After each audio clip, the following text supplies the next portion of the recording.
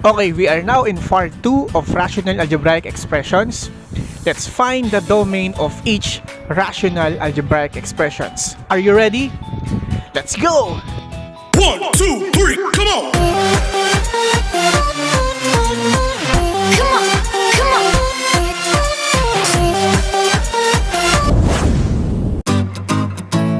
on. Okay, so let's find the domain of each rational algebraic expression. Let's have number 1, 2x plus 3 over x minus 7. So our goal here is to find the restricted values of x. Kasi 'di ba, once na nag-equal to 0 ang ating denominator, ang expression natin ay magiging undefined or meaningless. So to solve this, let's equate the denominator equal to 0. So x plus 7 is equal to 0. So to find the values of x, let's add both sides of the equation ng 7. Okay? So plus 7 tayo dito. And then plus 7 dito. So our answer now will be, so negative 7 plus 7. So this is equal to 0. So x now is equal to positive 7. So our domain now is, domain is equal to all real numbers except positive 7. Okay? Now, let's have number 2. So, 2x plus 1 over 6x squared minus 6 minus 2. So, to find the domain, okay, so let's find first the restricted values of our variable x. Okay?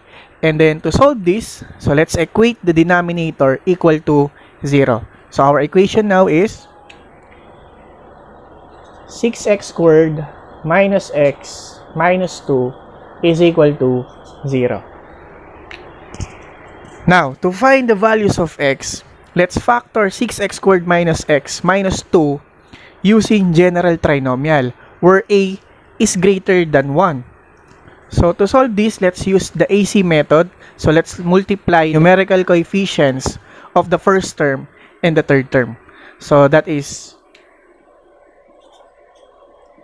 6 times negative 2. And 6 times negative 2 is equal to negative 12.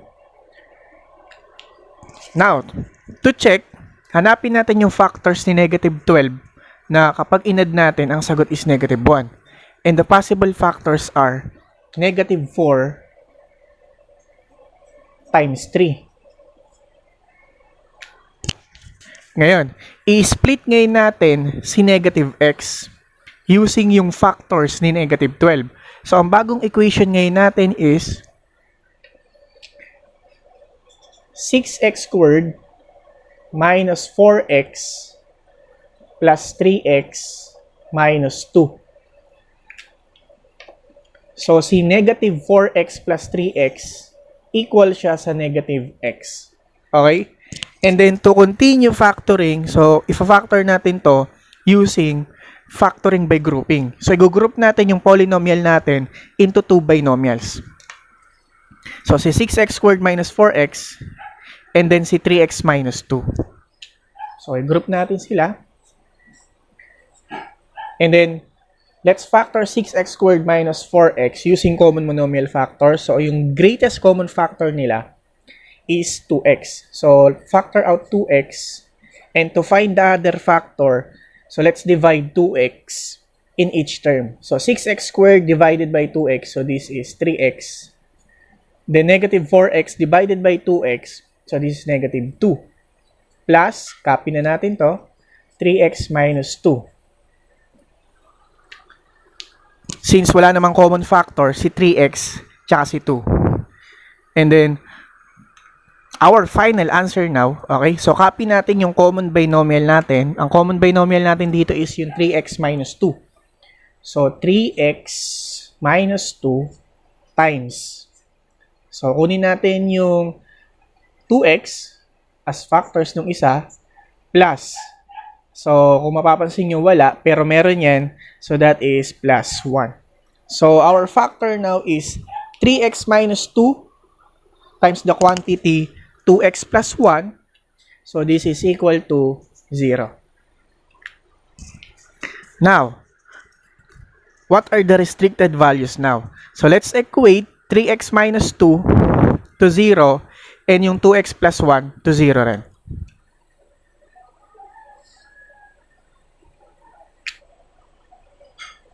So, 3x minus 2 is equal to 0. So, ang goal natin kasi dito is matira si x dun sa left side. So, eliminate muna natin si negative 2. So, mag-add tayo ng 2 both sides. So, plus 2. So, negative 2 plus 2. So, this is equal to 0. So, 3x is equal to positive 2. So, to eliminate yung numerical coefficient natin sa 3x, let's divide both sides by 3. So, divide by 3. So, 3 divided by 3. So, this is equal to 1. So, x is equal to 2/3. 2/3. So, yung first x, yung value ng x natin is x is equal to 2/3. Next, yung pangalawa. So, 2x plus 1. So, 2x plus 1 is equal to 0. So, eliminate natin si positive 1. So, subtract tayo ng 1, both sides. So, plus 1 minus 1. So, this is 0. So, 2x is equal to negative 1. So, to eliminate yung numerical coefficient na 2, so let's divide both sides by 2.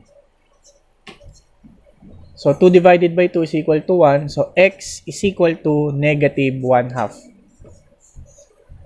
So, yung isang value ng x ngayon natin is x is equal to negative 1/2. So, our domain now is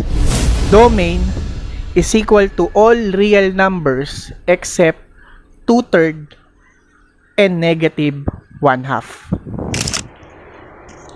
Okay, so let's have number 3. 3x minus 4 over x cubed minus 49x.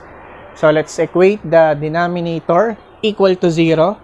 So, this will become x cubed minus 49x is equal to 0. So, ito na yung equation natin. And then, to solve this, to find the restricted values of x, let's factor x cubed minus 49x. So, meron silang common factor na x. So, using common monomial factor, let's factor out x.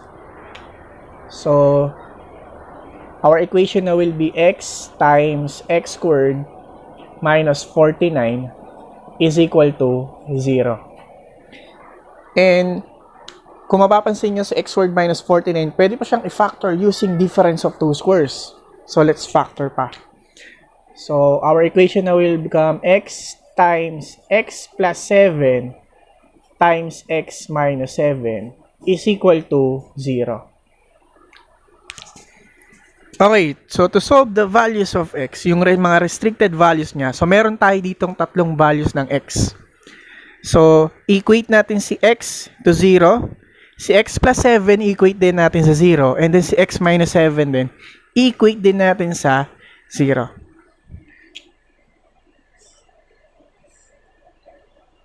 So, our answer now will be, so x is equal to 0, then, si x plus 7 is equal to 0. So, this is x is equal to negative 7.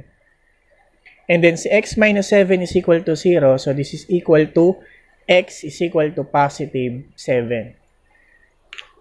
So, our domain now will be domain is equal to all real numbers except 0, negative 7, and positive 7. Okay, so let's have number 4, 5x plus 7 over x squared minus 2x minus 48. So let's equate our denominator equal to 0. So this will become x squared minus 2x minus 48 is equal to 0. And let's factor x squared minus 2x minus 48 using general trinomial. So ano yung factors ng negative 48? Na kapag in-add natin, ang sagot ay negative 2. So, ang possible factors kasi nito is negative 8 times positive 6. So, our factor now is x minus 8 times x plus 6 is equal to 0. So to find the restricted values of x, so let's equate x minus 8 and x plus 6 equal to 0. So x minus 8 is equal to 0. So this is x is equal to positive 8 and x plus 6 is equal to 0. So this is x is equal to negative 6. So our domain is equal to all real numbers except positive 8 and negative 6. Okay, so let's have number 5. 8x minus 5 over 4x times the quantity 2x plus 14. So let's equate the denominator equal to 0. So this will become 4x times the quantity 2x plus 14 is equal to 0. So to find the restricted values of x, so let's equate 4x is equal to 0 and 2x plus 14 is equal to 0. So 4x is equal to 0. So divide both sides by 4. So 4 divided by 4, so this is equal to 1. So x is equal to 0. And then 2x plus 14 is equal to 0. So to eliminate negative 14, let's subtract 14 both sides. So 14 minus 14, so this is equal to 0. So 2x is equal to negative 14.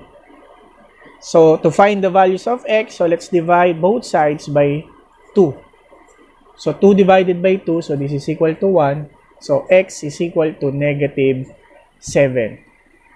So our domain now will be, domain is equal to all real numbers except 0 and negative 7. Power.